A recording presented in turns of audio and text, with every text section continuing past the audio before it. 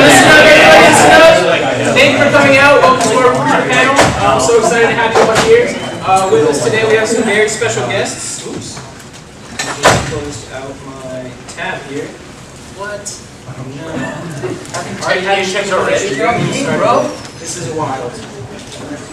But I'm excited you're all here. I noticed some of you asked questions on our SGDA Discord. Super awesome. If you haven't done so, feel free to do so now. Join that Discord. I believe there's been barcodes all around. Feel free to ask your questions. We have time at the end. I'll get to some of those questions. We'll have time for you all to ask your questions as well here in the room.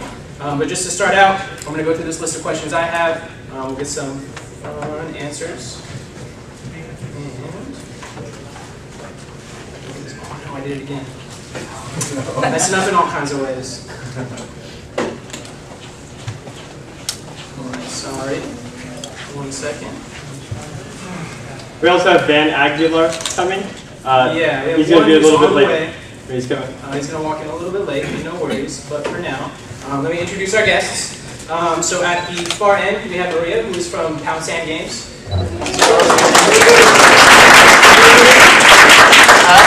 Over here we have Jim, who is from Sony. And here we have Hector, who is from Blizzard Entertainment. Yes.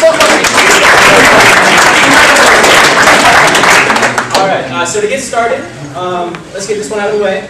So what is one question that you're like the most tired of hearing about recruiting or getting into the industry? And what do you want to say just so that like we never have to ask that question again? No, who wants to start? All right. It's not necessarily what. Whenever I open up a cover letter, I always get, I have wanted to be a game developer since I was 5 years old. I started saving them every time I got one, and I have something like 1,500 of them right now.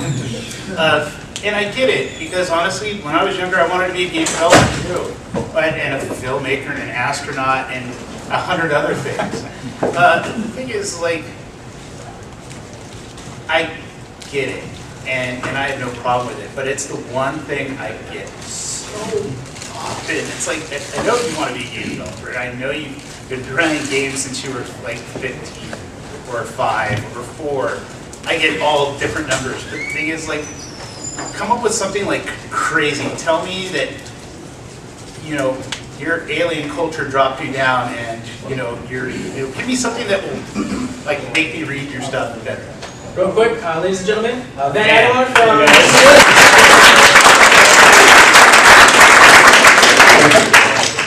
What's up, Ben? Jim, good to meet you. Yeah. All right.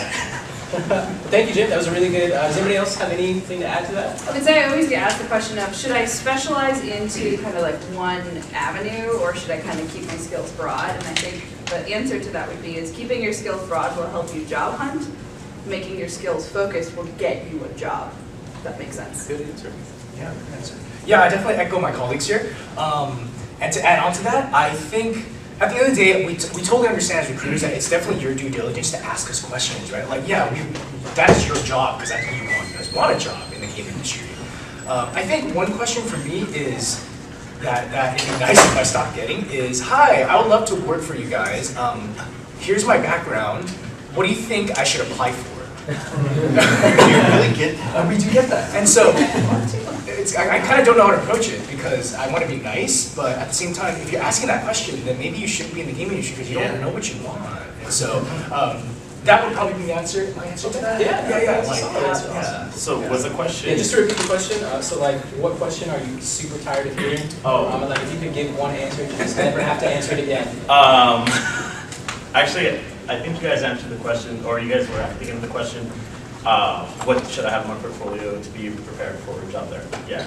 I would say know the job you're going to apply for. For example, you got Blizzard here. I'm pretty sure he doesn't want to see any kind of like Pixar stuff or like Tim Burton stuff. I've got that too, where we had a title and it was very like cartoony and artsy fartsy, and they're coming at us with like some like League stuff. It's like, that's great for League. Have you shown this to Riot? Like, no? Well, probably should. It's not here. Like, we're not doing that here. At Obsidian, I got a portfolio of hand-drawn comic, like superheroes. Oh, that's cool. Yeah, I used to get those all the time too. But like Obsidian has never made a Right. superhero It's a game, or complete wrong probably ever context. will, yeah. So then, do you do art recruiting mostly? Mostly art. I like art, and that's kind of bad for the people who are artists because then it's just like, great, I actually know what I'm looking for. Now, programming is my weak spot. Like, I know just enough to kind of like sound out the lines of code, but art is more what I prefer. And it's crazy to see when someone says like, this is concept art. Like, no, it's not. These are just doodles. This is not concept art. Or it's illustration. Yes. Yeah, illustration, concept art. Two different things. Like, don't be afraid to, and that's like the last piece I'm talking about. Don't be afraid to like separate your work. So like, don't think like, then I see a lot of students where they put in like one good portfolio and they have a lot of different variations. You see logos in there, and you see like just like concept art with environmental, and they want to be like a UI artist. And it's like, well, this is none of that. So show me what you're applying. I call that an art grenade. Here's everything. Yeah, here's everything. What can I do for you? I'm like, nothing. Yeah. What? All my stuff says I can do. No. Find one thing Yeah. that you're really, Yeah. really good at and show us. Like, I will tell everybody, I would rather see 5 really great pieces of art instead of an entire, book full of crap. I want to see your best work. And people always laugh at me, and I said, well, when you put your website up, make sure you put your best work. And they always look at me like, duh. And I'm like, but I say it, but there's tons of you that always give me the worst, useless, not usable artwork ever. So, get around it, find the things that you're best at, and that's what you should show us. Yeah, we have a saying at Blizzard, your portfolio is only as good as your weakest piece. And yeah, Van could probably speak to that. It's like, you can have, we would rather you give us 5 or 6 pieces, and this is assuming you guys are people. I know you guys mostly programmers, engineers and stuff, but just further context in your future career I think is still relevant. Yeah, we'd rather you give us 5 of your best freaking pieces, along with your ArtStation link or whatever the case. Yes. As opposed to a whole book of 50 of everything you've ever drawn. I think because if you target that, it helps us have an idea of what we can really do specifically for a gaming team or whatever the case. There's, man, we're just getting back to this. Actually, I got this little negative information from Jim. It's, don't have classwork in there. Yeah. Good one. Yeah. Because honestly, when you look at, say 200 pieces, 200 different candidates over the week, and you've seen over and over and over the same piece because it was a class project, and you got a whole bunch of developers from one school, and you start looking at the same work over and over in different views, different parts, and you're like, I think I've seen the same banjo like 100 feet. yeah. There's a school that does a banjo project. Yeah, I know Same exactly what banjo. you're talking about. Or make a robot out of shapes. Yeah, that's that too. No, and it's like, I don't know about like, all right, has anybody ever been told when you go to be an artist in the game industry or when you go to school, you're going to be a commercial artist? You don't get to be, if you want to do art for yourself, that's stuff you get to do on your own time. And that's stuff you do for yourself completely. But when you get into games, you're doing somebody else's art. You're making their products. So it's like when I go and see juniors in college, I tell them, this is the time where you start going on ArtStation and finding a concept artist and go, hey, I really like your concepts. Can I give a go at your concept? And then you not only give them some street cred for what they've done, but then you do a finished piece, and then both of you get to share the credit in that set piece. Because why? When you get into game development, you never do anything by yourself. It's always a group project. It's always a big effort. So you always want to start that now, while you're still in college, is start learning how to play with the other kids. Yeah. I always, oh, okay. No, I just feel like around this one. I always say, if you have someone you look up to, like say if you're a programmer, if you look up to an amazing programmer, like anybody, Zuckerberg, anybody, Try doing it. Like, I'm just saying, like, I'll give you an nod to that too. But you know what I mean? But like, the artist, when I ask someone who's your favorite artist, and they say, like, Scar's art from Riot, like, okay, cool. Like, so can you make any of his work? And they go, no, I'm not that good. Why not? How long have you been doing this? And they say, like 8 years, like, but like, seriously, how long have you been doing this? Because if you've been doing this for 8 years, you should be able to do something. And if your goal is to like work at any of these companies, you better be able to emulate what they're doing, because it's right. You're going to be doing their work. They're going to give you like the main, like, meat and potatoes, and you better just be able to replicate that. Yeah. So, yeah. Awesome. Great, thank you guys so much. Okay, so in your experience, what's sort of like the most important part of applying for that first job? Is it more important to have a great resume, a great cover letter, just nail the interview, have a great technical interview? What would you say is sort of the most important part of that process? All the above. All of the above? That's hard to nail it all? Yeah. I was trying to find one. Yeah, that's a tough one. You can't really have one without the rest, if that makes sense. Like, Right. you don't just get hired on a resume, right? Yeah. You get hired on all of these different things. Yeah. Yeah, I would say. To add a little more sustenance to that, because I know a lot of students are probably like, crap. I want to see that you're busy. If you're a college student, I want to see that you're involved in something. You're a faculty assistant. You were the president of a club at some point. You like took charge, and you didn't just go to school to like, kill time. Yeah. Quick plug, if anybody wants to help with the summit next year, talk to me afterwards. We can help you volunteer. Another thing I'd like to bring up is you never stop improving. Yeah. Ever. Somebody handed me a candidate, and I was like, they stopped working on design projects in 2014. They don't care about this enough. Yeah. No. And if you don't think we read your resumes, we do. Yeah. And like, here's my favorite way to look at a resume. Think of it as an RPG.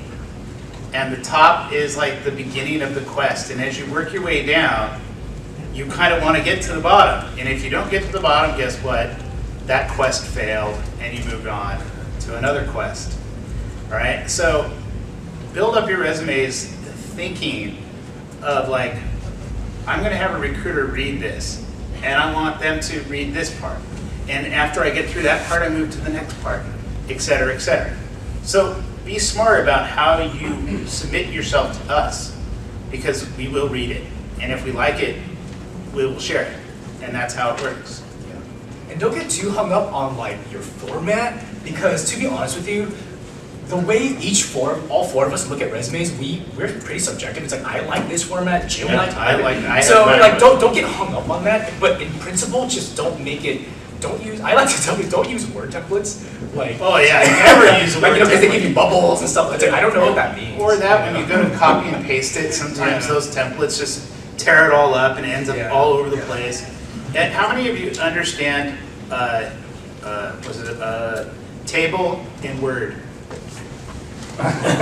Really? You guys should all shoot yourself. Don't put a table. I know, you should all learn how to build a table in Word, and then once you have everything in place, you make all the lines disappear, and you have something that's easily repairable, you can add more information to it, because as your career goes, your resume is a living, breathing, template of yourself. And how many of you are on LinkedIn? All right. Those of you who do not have your hand up, get on LinkedIn, because honestly, a lot of the recruiters, we all use that as our sourcing tool. Sorry.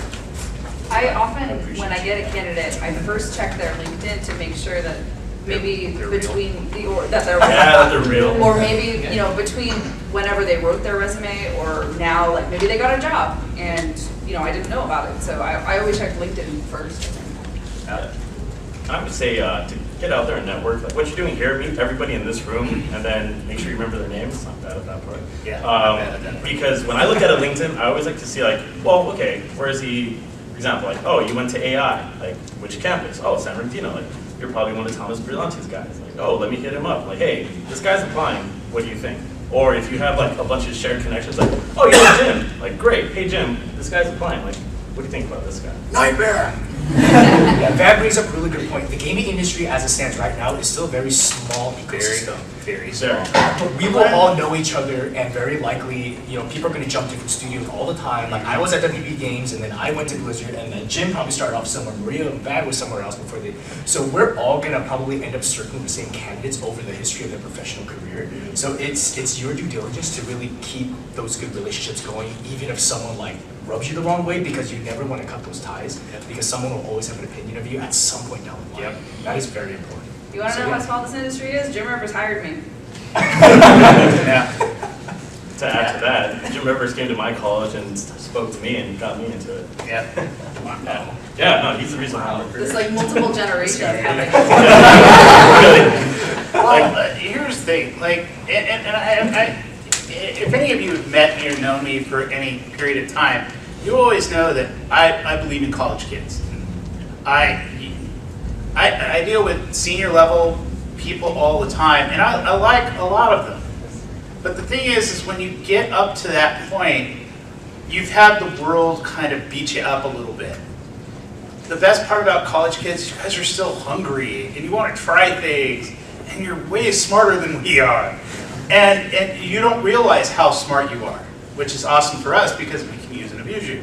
But the thing is oh, of course, they already know that. But the thing is we want you to try. We want you to like see stuff and give it a go. And if you like it, great, keep getting better at it. And if you suck at it, go find something else. That's what we want from you. Yeah. You have time on your side, so Yeah. it's okay to fail. And in fact, I think it's great if you fail. Yeah. You learn from it, so please keep failing. And you will eventually learn what you're good at, and then that's where you go. And then that's where you start, as Maria put earlier, that's where you begin focusing and specializing. That's not an exaggeration at all. Like, if your dream job is like, I don't know, like Warner Brothers or whatever, and you make your heart set on that, like, you're probably not going to get it right off the gate. And you don't, truthfully, you don't want to. You want to start off at the small little like companies, the indies, and move your way up, and then eventually you'll get at Warner Brothers, and then you're going to realize maybe it's not what you thought it was going to be. Maybe you find a better opportunity because at some point you realize like, wow, you know what? People actually want what I can do, and you take that anywhere else.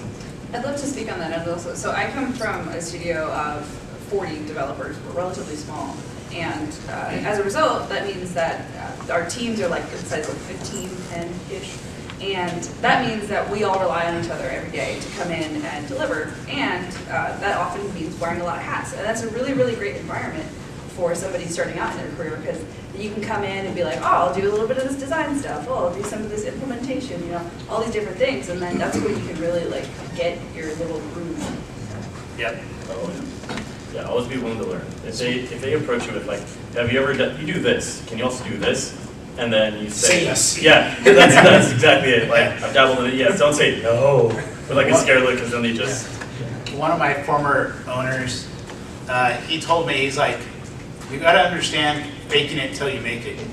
And I'm like, what do you mean? He goes, when I took my first interview as a programmer, I had never touched C++, but I told them I knew how to do it. And guess what? I learned it over a period of 10 days how to be I could speak enough words to get myself through it. And then a month later, I knew a little bit more and a little bit more, and now he's the CTO. So, I mean, yeah, it took him a long time to get there, but think about it, at the beginning, game development back then was just a bunch of friends that knew other friends that knew other friends. A bunch of drunk college kids that just like playing games. And they're like, hey man, I got an open job for testers, do you want to come on by? Well, sure, I would love to. And that's literally how our industry kind of started, here in Orange County at least. So. Also, yes, do that, but make sure you have like the qualities to back that up. Yes. So, like, if you're a programmer already and you know 3 languages really well, and they say, do you know this other language? You say yes to that. Like, all the same, if you're struggling learning one and they go, yeah, I can do that too, okay, you're biting off more than you can chew, but get what I mean? Like, just know where you're at. Yeah, and if you know you can pick up stuff quickly, and maybe you don't know something, I mean, don't always have it on your resume unless, because here's another thing. If you put something on your resume, have a good shot that you're going to get tested for it. all right? So understand what you have written on paper because they'll probably throw it back at you. Case studies, hacker ranks, like that stuff is very typical. We Yep. issue those stuff all the time. Yep. Test knowledge. Yep. So sort of just going off of that, we were talking about it a little bit, but what do you think is maybe like the single best thing we as students can do now in order to prepare and have maybe that one specific skill that could help us put us over the edge in interviews and stuff like that? Ooh, can I start with that Yeah, one? absolutely. Scope. Scope is the biggest thing that I see college students do incorrectly. They'll bite off way more than they can chew. I would rather you make one level and make that level dope beyond words. Make all of the mechanics work, make all your puzzles work, make your characters work. Make it in one level. Don't make a whole game. I don't want a whole game. I want to make something that you show me with what you've done at your best. Yeah, I would agree. I had a student approach me with like, look, this is my idea, Skyrim with Assassin's Creed. I'm like, no! Way too Hundreds much. of people make those games. I can't even begin. Yeah, I think to describe. Assassin's Creed had like 600 people on their team. Yeah. I would hate to be the producer of that. Hopefully there's more than one. Oh, yeah. So we had like, there was, because I had to hire some R&D for that one, for the last one, Origins, and it's ridiculous. Also, it's the best vacation ever if you want to do R&D for Ubisoft. That's awesome. Yeah, we just had someone to Egypt for like 3 months. Are you serious? Like, they need like tens of thousands of photos and like good Bible size like documents of everything. It's like describe it, we're rebuilding this thing. It's serious, that's ridiculous. So, I would suggest, kind of going back to what we said about to be prepared, like I guess I kind of touched on that a little bit of just show that you're out there and you want to like, you're actually working. So presumably you're going to get your foot in the door by doing QA. Unless you're like some amazing like rock star what you do, you're going to probably start a QA. Now just show that you can like understand how to handle like basic Word, Excel sheets and Word documents, and you can prepare around that. Like show that you've done stuff that's like clerical work, basic things that you would do in QA, like in your everyday job. Like in your resume, if you're like a manager at like Best Buy and all you did was like do payroll and stuff, like that's pretty cool too. But I also don't want to see that you were just working at like GameStop as just a stock person. Like so show that you kind of like put your best foot forward. One really good piece of advice is I like to tell interns that if they want a job later down the line professionally doing something, look at the job descriptions of the potential roles that you want, look at what they're asking for, and then try to build your personal skills off of that. Like if they say, you know, this job in Hearthstone needs to have knowledge of Unity and C#, well, obviously then you know at that point, this is probably something you have to learn in college, 2 projects related to that to get that job 3 years down the line, whatever the case, right? So use, if you're completely lost, at the very least use a job description as your guide as to what you can do personally to build those skills. Yeah. And we're always trying to like help you out. We want you to show us everything we need. We're not gonna hide anything from you guys. We actually want to hire all of you. We all want all of you to be awesome. But the thing is, it's that's just not going to ever happen. You know, and when you're on a team, there'll be some of you that are rock stars. There are some of you that are going to struggle through all of it. But the thing is, it just depends on what you, as your own personal thing, it will dictate what kind of developer you will be. I like one of the Riot mottos, stay hungry, stay humble, because very Yeah. important, obviously, but you're never too good to continue improving. You're never too good to be nice to people. That's another big one. Yeah, learn how to, literally learn how to play well with the other kids. I mean, even if you have somebody on your team who you think is a complete a-hole, you still have to work with that person. You still have to make product with that person. You have to learn how to play and make it work together. It's how our industry works. Awesome. All right, so this next one's a little bit more specific towards what you all do specifically, in case we have anybody in here who wants to get into hiring or HR or anything like that. What do you feel is like the biggest challenge specifically for your job in hiring, recruiting people cool stuff like that. Yeah. So the hardest thing, and this is, I'm sure you guys have all been on the opposite end of this, is that we cannot respond to every single one of the guys. Yeah. By the time, the way I like to do it is just, if we need two new artists and like 5 new QA, I will first reach out to my friends, other recruiters, and go, hey, you guys want to lay off any QA or anything? It's like, because it's nice, because yes, you're gonna get laid off a bunch. To kind of like bounce off each other, help them, and then eventually in the future we might just keep helping each other. Then I asked people in the QA department already, hey, do you guys have anybody who you want to bring on? Like, great, it saves a lot of time. But then when we do put that job post out there, and you get 1,000 emails in the span of like an afternoon or like 2 days, like that's when it gets like, at first, like when I first started doing this, I was so gung-ho, like, you know what? I know what it's like to not get a response back. Idealism. Yeah, and you're like, oh, I got this. And then you realize, okay, wow, I have gone through like 60 emails, and this is like being thorough, going through the resumes, reading everything, looking at the dead links on your website. Dead links? Yeah. And then you realize, like, God, I'm so far from it. And then you get an email from like your higher up, and then you say, so, are we looking on any prospects? Like, I don't know, like, let me just send off this nice email. It's like, I really can't do this, I'm really behind the gun here. And then you start skipping them. And it's like, yep, I'm doing that now. And yes, so don't take that to heart, please, when you don't get a response back.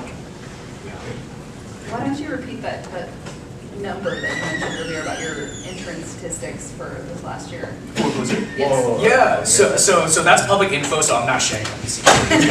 Put it on a company secret. Yeah, I saw it on LinkedIn. I was like, Yeah. So our requisitions, which is essentially our job posting, that's just the keyword we use in HR. It was open from basically about October to December, to mid-December, so just really 3 months, right? Super short window. And we received 24,000 applications, and of that 24,000, we hired 91.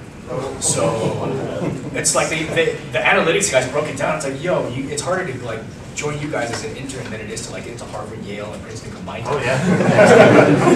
You know, so yeah. So that's kind of the scope that we have to deal with. So I echo this because I can't answer all 24,000 emails that we legitimately get it. by comparison, I work at a small company. It's not uncommon for me to hire the first person I interview.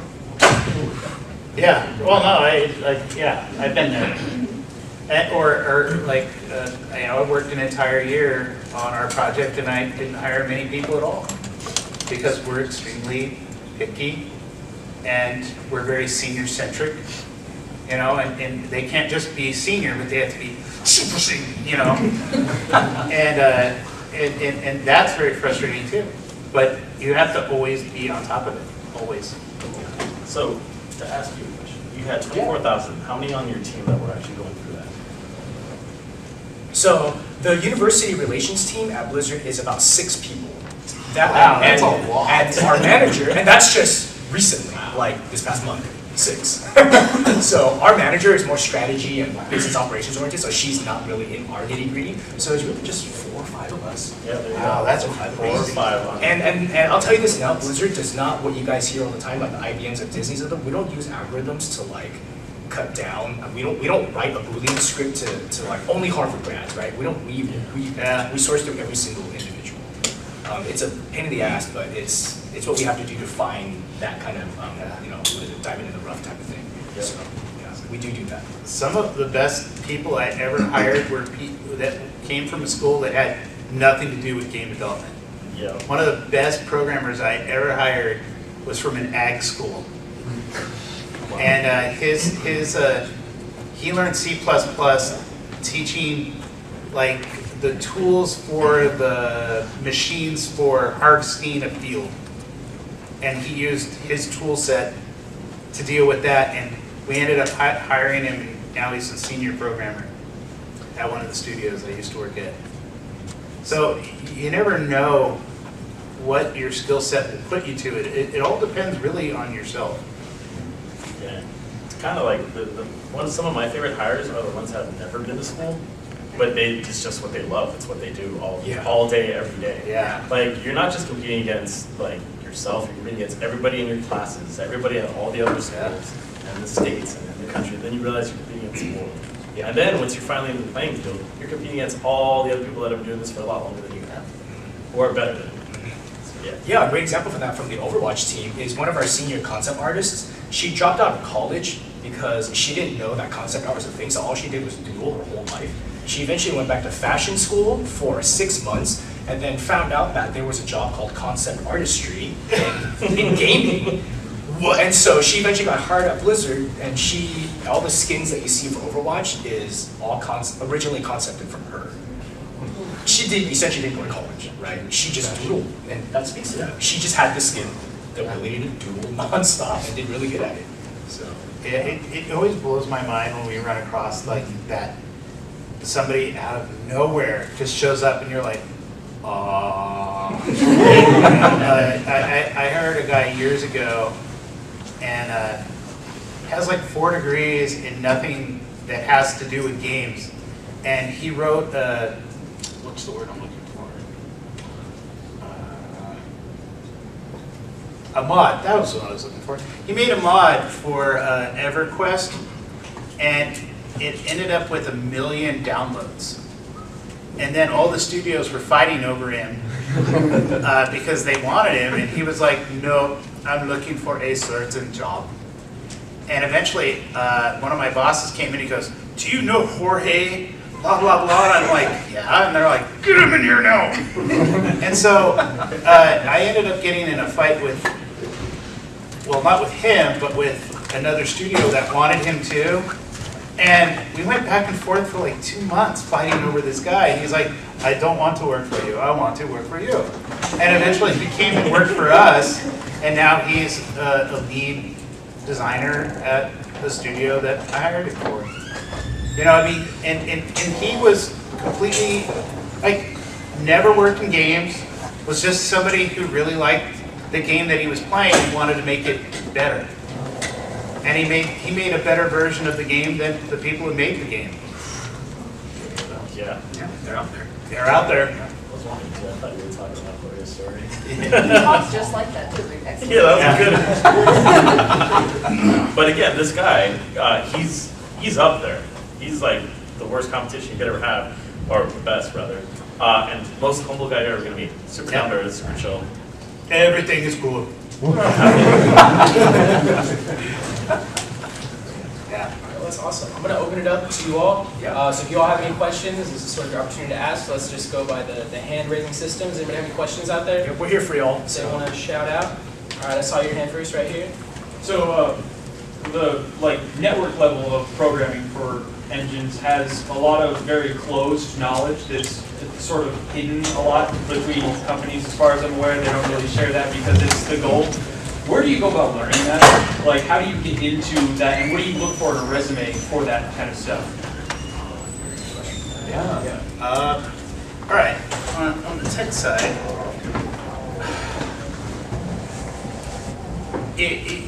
networking, like networking programming, is that what you're discussing, or just Yes, networking that's like what we're us? really thinking of. Okay.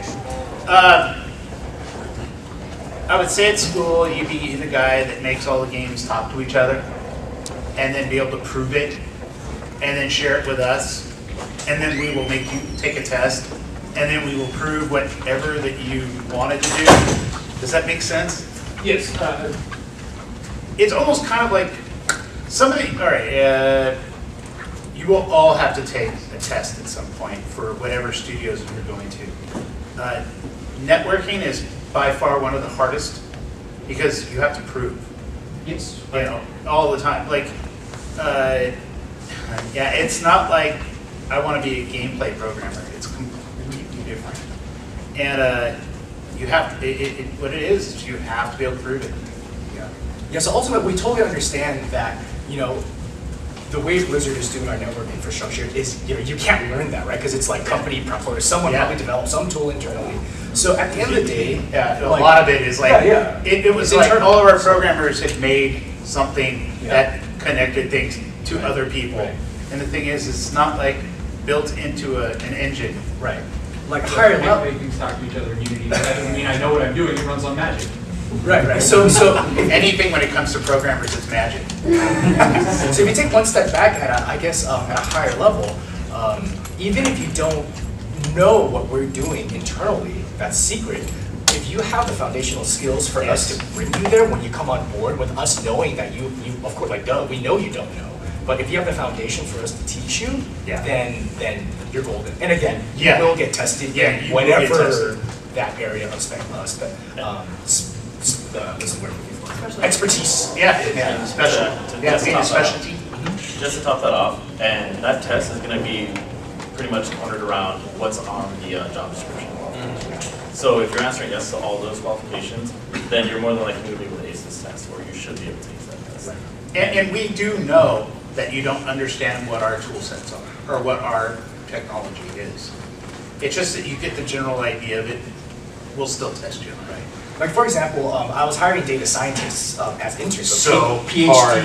Oh my PhD God. interns, right? So super technical, like what the heck? So most people don't even know what data science is, right? Let alone have a game company even does it. Yeah. And so, you know, essentially during some of our testing phases, we were asking people, oh, do you know Hadoop and Hive, and kind of, can you explain to us the frameworks of these? People say, yeah, and then they give us kind of the theory of it. And the issue with Hadoop is that you can't necessarily learn that on your own because those tools are heavily expensive and only most major companies have access to stuff like that. And so if you understand, at least theoretically, and can map out and how it relates to what we want to do, and let's say attacking online toxicity and the metrics behind all that, then if you can map it out how it works for specific companies, maybe Sony's looking for something different too, and what they're looking for that's relevant, that's how you position yourself to show them or show us that you know what you're talking about and that we can train you further in the tools that we do have. So that's kind of a more technical example of what I had to go through with that. It's very hard for something as high level as that, but that's one kind of example of how we go about filtering through who's actually qualified to do it. What he said. Actually, good answer. Yeah. That gentleman has Can you give an example of what someone has done during an interview to either have nailed the interview or blown the interview? Wow. Oh, good. How much time do we have? I watched people completely melt down. I watched a guy pulled his hoodie over his head, put his face on the table, and it took us 45 minutes to get him to stand up. Shut down completely. Yeah, completely melted down in front of us. Wow. And it was stuff that we'd thrown at many developers over time. It just, he just snapped in the middle of it and then moved away shortly thereafter. So, go ahead. There was someone who claimed some work in their portfolio that was actually the work of somebody in the room. Can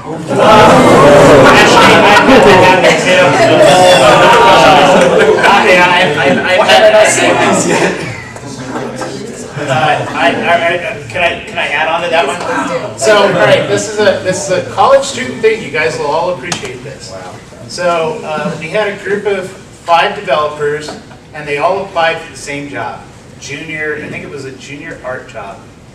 And the first guy I looked at his work, and I'm like, wow, this is pretty awesome. And I took it over to our art director, and I'm like, what do you think? And he's like, wow, this kid's got everything, man. He knows how to do this, he knows how to do that. But you notice that, I'm like, and I looked at him all, that his art style changes quite frequently. And he's like, yeah. I'm like, yeah, I'll look into that. So, and then I got to his buddies, and they're like, oh yeah, I did this part because they actually shared on their website. They're like, I did this, and Paul did that, and Art did this. And I'm like, so did you guys work with this guy? And they're like, yeah, he did like one thing. And he said that he did it all. So I got to have fun toying around with that poor guy for a while. And then I hired all of his buddies.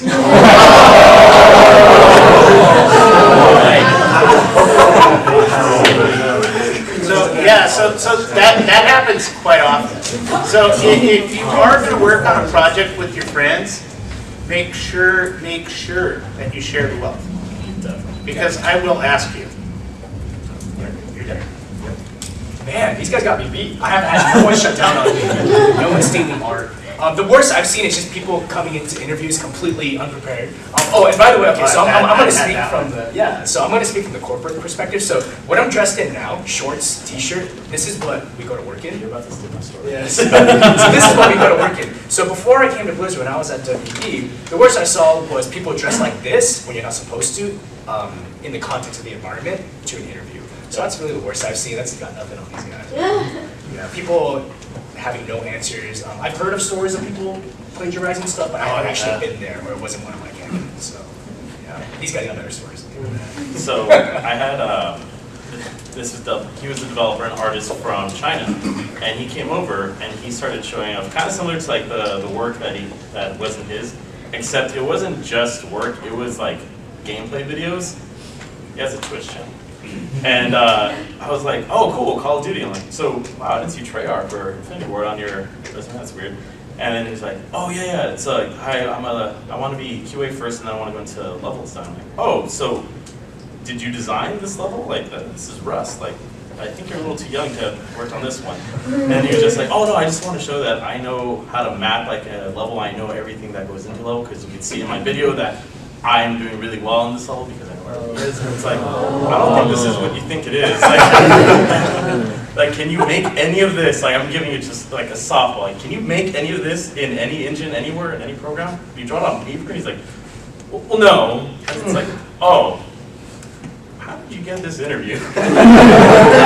And so, to add to that, your friends, like some of you guys are gonna make it into like Blizzard or Obsidian or anywhere, Sony, what have you, anywhere.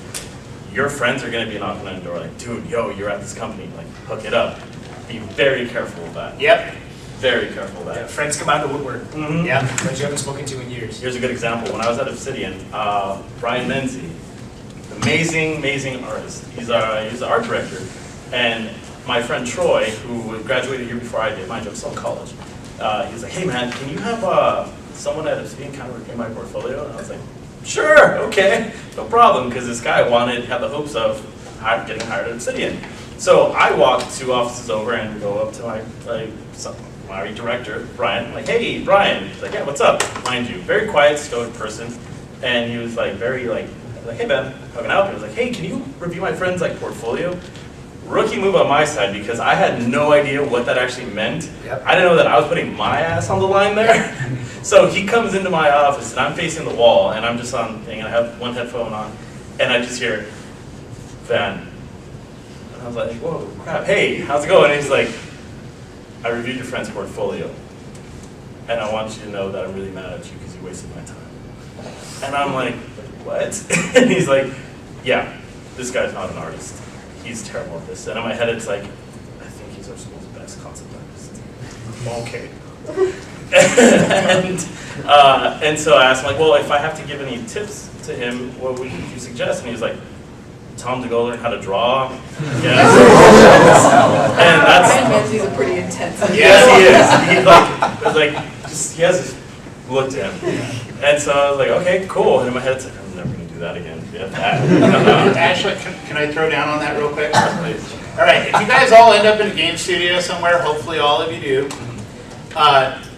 really do pay attention to when you submit one of your buds to the studio, because we will definitely look upon you if that person is a complete failure or a basket case or a crazy person.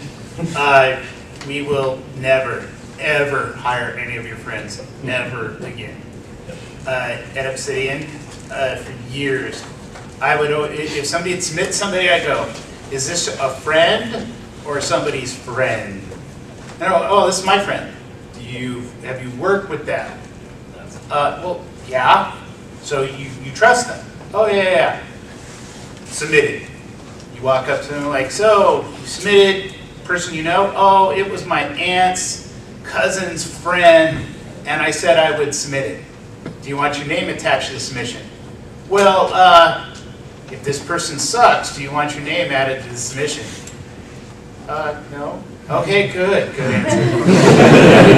So you gotta pay attention, because we are super small. Even though we really look huge on paper, Everybody knows everybody else's business in our industry. We've got time for one more question. I saw that hand in the back Yeah, there. one of the back. Yeah, you, go ahead. With the black sweater. Hi. Okay, so I work at a club over at my university called Video Game Development Club, right? And we have people from all over who are like writing. We have like a writing team, an art team, sound team, marketing team, right?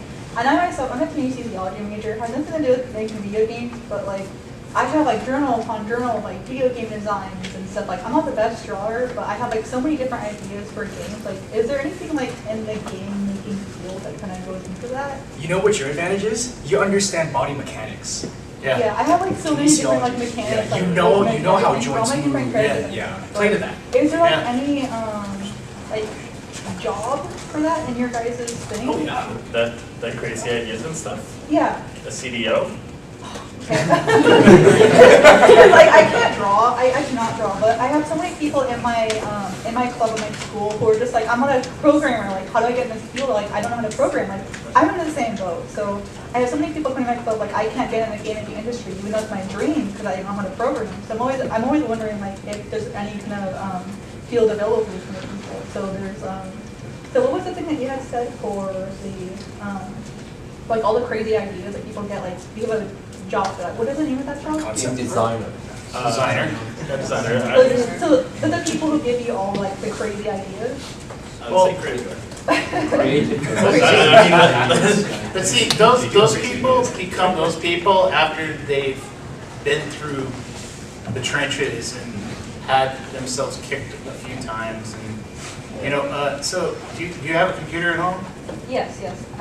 Get like Unreal. Or I'll even be easier on you, get Unity. Yeah, I've actually been diving into Unity. I'm trying to teach myself all the different basics so I have some kind of thing in mind, but I have like journals of just like all these different game characters, game ideas. And Make them. Make them. Make them yourself. Yep. Yeah, if you've got the Make tools, it visually. just start putting them together. And then meet up with some of your buds that have anything that you have a weak spot, make sure you fill that gap with a friend. Okay. And that's game development in general. Dan, you said QA is a great place to start. So your starting position could be QA. You know, QA, like you said, you just have to have like that Word doc experience, like experience knowing what a game should be and like being able to play those games and test those games. Those are words that no. You guys know Ben Brode, the former director of Parks, who just recently left to start his own company. He started off in QA and customer service at Blizzard, and over 15 years became the senior vice president and game director of Hearthstone. Yeah. He started off in QA. That's his. Yes, sir. Well, look at Obsidian. All the founding owners of Obsidian, with the exception of Chris Avalon, were all game testers. Kind of like paying your dues. Super paying your dues. All right, come on, one question. Cool, awesome. All right, we got time for probably one more question. All right, I think I saw your hand up first. Yes. What advice would you have for those who are going in for the generic game design positions? Because design is a very like. There's no such thing as a generic game. Well, as in like because there's also like it can go into more specifics such as sound design or level design. But for those who are going for like an internship or a job application that just says game design and it might have a just a general overview of design skills. What are you looking for? And what kind of advice would you give to those who are applying for those? I have two for this. So one, keep an eye on the size of the studio. So like as an example, my studio is 40 people. We have, I think, probably 5 or so designers total in the studio. So those guys kind of wear multiple hats. Now if you go to, a Blizzard or a Sony, those are going to be, like a little bit more specialized. Very specialized, absolutely. So look into the size of the studio. Stalking people on LinkedIn helps. Because that's what I did before I came to the small studio that I worked at now. Is their website was not updated, so it didn't tell me anything about what they were working on. So I just went to every single employee's LinkedIn page because I'm a crazy person. All recruiters are like this. And I read their descriptions on what they were working on. I'm like, oh, okay, a shooter. All right, I can get behind this. This is Unreal, So that told me a lot more about what they were doing than, something like that. And yeah, I took those stalking on LinkedIn and looking at the size of the studio. Also, find out what kind of designer you want to be. Not now, but what you would like to be. 10 years, 15 years. Yeah. Where do you envision yourself? Because design is very vast. Like when I always hate saying this, when I got into games, there was two kinds of designers. There was level designer and designer. That was it. And now look at it, we have combat, You just listed we a have bunch, right? systems, we have narrative, technical, you know, and so find out like what you think you're best at. Like if you like numbers, you probably are a systems designer. If you like how people beat the crap out of each other, you're probably a combat designer. You know, I mean, these are all things that are fun. Like when I first started learning about design, design was actually the hardest thing for me to wrap my brain around because it was so vast. I mean, programming, no offense, I mean, programming when I first got in, we had gameplay, engine, and what's the other one, graphics. And now look at us now, we've got tons, you know, and everything in our industry changes every day. And to that end, there's another level to, in addition to like the different like parts of design, there's also like the style. So like designing an open world game versus a 2D platformer. Or designing narrative MMO. Designing narrative on God of War versus on MLB The Show, which I saw a narrative design position for MLB The Show, and I was like, wow, really? But that's a thing. And those are different types of designers. So it really gets very, very, very specialized. And to add like a little extra sauce to that one,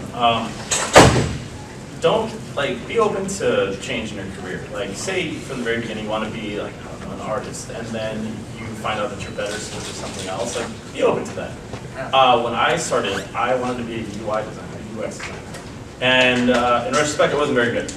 But don't tell past me that because I was all about it. And then going to a GDC one year, having lunch with Jim, and he throws the whole, yeah, recruiting would be good for you, and it's like, wait, what? And I sat on it for a couple days at GDC and bit the bullet. There you go. I went to school for sound design. Oh, I have an art degree. That's right. I started in corporate finance. No, I always end up doing what you think you're going to do. Yeah. And I went back to college pretty late. The thing is I watched all my junior art friends go through what they were going through, and at the time I was married, and you know, being married is a full-time job too, and trying to get everything together, and you end up taking the things you're best at, and what I'm best at is talking. I talk to anybody, anywhere, anytime, you know. And most recruiters, I think I've talked to recruiters for years, and I always ask them all like, is this where you wanted to be? And they're like, hell no. Yeah, you know, we all end up there for a reason. But then again, there are some people, special exceptions, who they know what they want to do, and they're really good at it, and they're the guy you're probably thinking of right now that's like, yeah, that guy's really good. Like case in point, a buddy of mine, his name was Montiel, amazing like fight choreographer. Oh, so you guys know. So all he ever did was martial arts, and then he transcribed that to choreography. And then he got hired making Afro the Samurai for the original Xbox 360. And then he just kept moving on from there. He's like, oh, you can make video games with this stuff? That's cool. I just like fighting and weapons. Like the dude just had a big knife collection. And then it became like he got hired for fight choreography at Rooster Teeth for Red vs. Blue. He had his own original idea, Ruby. And then they said, oh, okay, you've done enough for us. Let's give this show of yours a shot. And now it's like it's super big in Japan, I guess. So, yeah, and that's kind of where you know what you're good at. And be that person that if you want to be an artist or whatever you want to be, make sure you're the top of the food chain wherever you go. Top of the food chain. When they say, hey, I need help with concept art, oh, talk to that guy, he's the best at this. Not like, oh, but I do that too. Like, why do you say me? Like, no, I'm good. You're better. Like, be that guy. Always. Yeah. And if anybody asked you to do something, you would say yes. Even if you don't know how. Just figure it out. Yeah.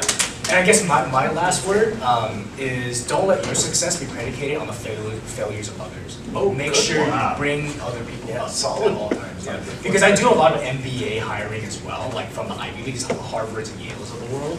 And one thing you begin to realize when you try to recruit these very like experienced, powerful men, right, and women, more men, sadly, but a lot of more men, that you begin to realize that a lot of their successes it happened because they made sure that people under them failed for them to get there. It's still on the backs of the Don't others. do that. Don't do that. We will catch it, and we will make sure you will fail if that is your attitude. Because the gaming industry, we're very serious about the culture we have, which is all inclusive. Let's do this together. It's not about who's better. It's not about the ego.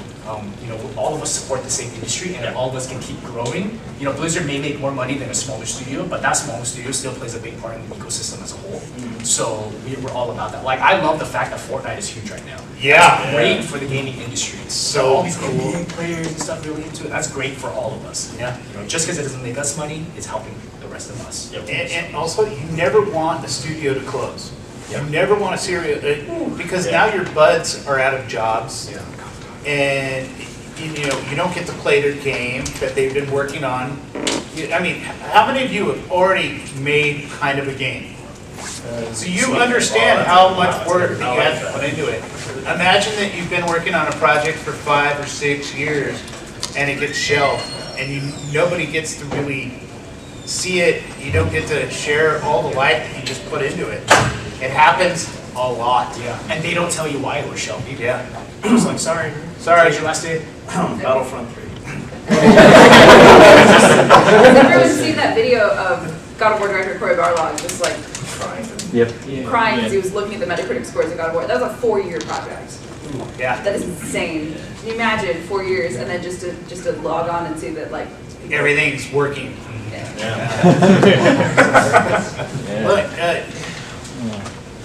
game development is an awesome life, but it's not, what's the word I'm looking for? It's not easy, yeah. How many of you prepared to be nomadic? No consulting thing, jumping from company to company if you have to. Yeah, and also, don't get stuck on one state, one city, one place. I mean, yeah, you might have family here and you're like, oh, my infrastructure's here. But the thing is say a company in Seattle wants you, and it's a really good opportunity. You have to move. You have to try, see the world, because there's 5 or 6 hubs in the world. California, the state of California is a hub. Yeah. And some of the only one that never really has a failure rate is Seattle. They've always stayed progressively stable. Texas is a roller coaster, and same with the East Coast. So, you take your chances wherever you go. Always be prepared to be laid off and or fired. Yeah. Always. Yeah. There isn't a day that goes by that in my head, today is going to be my last day here. Yeah, save for a rainy day. Yep. Don't fill all your checks on Yeah, always be smart with your cash. Don't go stupid. I've had many game developers that, you gave them a huge, gigantic paycheck, and you're like, and I sit them down, I'm like, you have to be smart with your money. And then next year they're like, I so need a raise. I'm so broke because why? Bought a car he couldn't afford. Yeah. Got a girlfriend or a boyfriend that he couldn't afford. Got an apartment that he couldn't afford. And these are all things you have to learn how to be smart, because A, we're down in California. This place is the least cheap place in the world. Well, I'd say San Francisco's worse. All right? I know a guy who took a job over in the Bay Area who had to like at night sell cars just to keep himself going in the Bay Area. Yeah. He's working at a AAA studio and then also selling cars at night. Yeah. Yeah, because they're like a small 1-bedroom in San Francisco is like $4,000. Yeah, the 100K salary that Google is going to give to you, you're freaking poor with 100K. Yeah. Yeah. You'll be like, yes! And then you get your rent check and you're like, damn it! I get to eat top ramen again. Yeah. So learn how to be smart. Like, look at your job offers. Look at them very well. Talk to your family members. Talk to your moms and dads, aunts, uncles, I don't care who. Talk to your professors. If you have a job, like an offer, and you think it's a little squirrely, probably is. Listen to your gut instincts, because believe me, as much as I love games, and I've been in it for a long time, there are plenty of game companies out there that will just take you for what you do. And then when it's all said and done, they're like, there's the door. That's it. Thanks. Cheers. And you're out. It's that quick. So Also- always be on top of things. To add a little bit to that, so yeah, you're working a full-time gig, and maybe you have a little extra time. Keep honing your skills, and in a Always, way, like, yeah. I mean, if you can sell models, because you're a modeler and you sell them on, like, I don't know, Unity in the shop or whatever, like, if that's bringing extra income in, sure, like, maybe a friend of yours says, hey, I need a little, like, programming, like, done for an extra project, I'll pay you. It's like, oh, sweet, okay, like, be open to that stuff. It's not like, oh, no, I'm working here, it's all right. Wait, Because- well, let me drop one point onto that real quick. If you're gonna do stuff on the side and you work at a studio, make sure you tell somebody at HR that you're doing it. Yes. Because if you get caught, and believe me, some people do, and all you have to do is be honest. Yeah, that's it. It's not hard. If you tell them, look, I'm doing this on the side, and you wrote a piece of paper that says this is what I'm doing, and they okay it, then no harm, no foul. Yeah. But if they do it, if you do stuff and you get caught, technically that material belongs to the studio because you work for them, Yeah. and they'll take your product. So it's better to be open and upfront to everything. Definitely. Like, Sorry, man, I no, didn't that's golden. One of the examples I had was I was working for a company called Snail, and we had major layoffs, and I'll never forget this. It was the most like calm and mellow I've ever been, where we knew layoffs were coming. These people couldn't think otherwise. And I walk into like a little meeting because I'm late, because it's late sometimes. Literally. So I walk in like eating a Go-Gurt. I was like, hey, what are you talking about? And it's like, good, man, you're here, awesome. So we're pretty much, I hate to say it, but we're having layoffs, and I'm just like, oh, it sucks. Well, I don't have to drive to Marina Del Rey anymore, that's cool. And because at the same time I was also doing R&D for a YouTube channel and just some other dumb clerical work for my school. So I had like other forms of income coming in, so I was okay. And all the same, you're saving. Whereas on the other side of the table, there was one of my coworkers who had a breakdown. He's like, I just put a down payment on a house. Oh my God. And it's like, oh, that sucks. Like, oh, like, all right, I'm gonna see you later. Yeah, definitely. Like, so we're out of here. I'm gonna call the coworkers. Thank you all so much. We greatly appreciate it.